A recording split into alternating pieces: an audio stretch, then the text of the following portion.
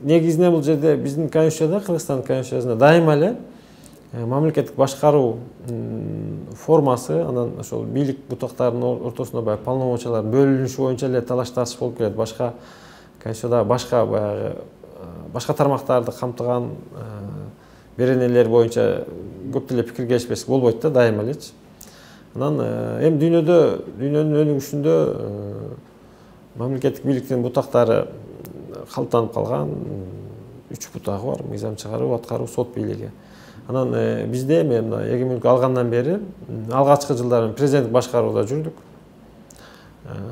Президенттик башкарууда ошол бийликтин 3 бутагы, аткаруу, мыйзам чыгаруу, сот бийлигинин үстүндө гарант катары, мамлекеттик бийликтин символу катары президент туруп келген.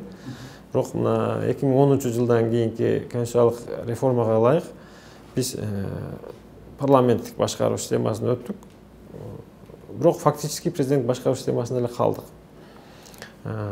Ошол эле 3 бийликтин бутагы, мыйзам чыгаруу, аткаруу, сот бийлиги, бирок президенттик бийлик ошол көзөмөлдөнүп келген. Анан бүгүнкү конституцияда эми бир аз өзгөчөлүк катары белгилеп койсок болот. Ушул аткаруу бийлигинин башында президент турары белгиленип атат да. А бизде буга чейин аткаруу бийлигинин башында премьер-министр өзүнчө бийликтин бутагы катары турган.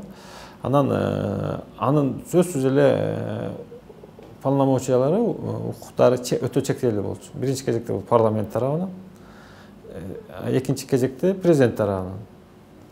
Анан ошол коюлган программа алдын ала кабыл алган иш пландарын аткарылбай калышына дагы ошо полномочиялардын жетишсиздиги да, анан стабилдүүлүк дагы, туруктуулук дагы жетишсиз болчу биздин өкмөттө. Буга чейинки конституция боюнча 2010-жылдан кийинки конституцияда. Себеби өкмөт жогорку кеңеш тарабынан түзүлөт, фракциялар тарабынан. Фракция лидерлерине толук көз каранды. Анан өз алдынча жоопкерчиликти алып, саясат жүргүзө албай калат эле да. Азыр аткаруу бийлигинин башында президент турса, ал президент жогорку кеңешке көз каранды болбойт. Жогорку кеңештеги фракция лидерлерине да көз каранды болбойт. Кандай бир деңгээлде өз алдынча жоопкерчиликти алып, саясат жүргүзө алат. Бирок ошол эле мезгилде президентке толук кандуу бардык укуктарды берип койбош керек. Мына Америка Кошмо Штаттарында эле анын негизги маселелерде, өлкөнүн стратегиялык кызыкчылыгын чече турган маселелерде сөз жогорку кеңештин макулдугусуз иш алып барбай турган чект коюлуп калыш керек да.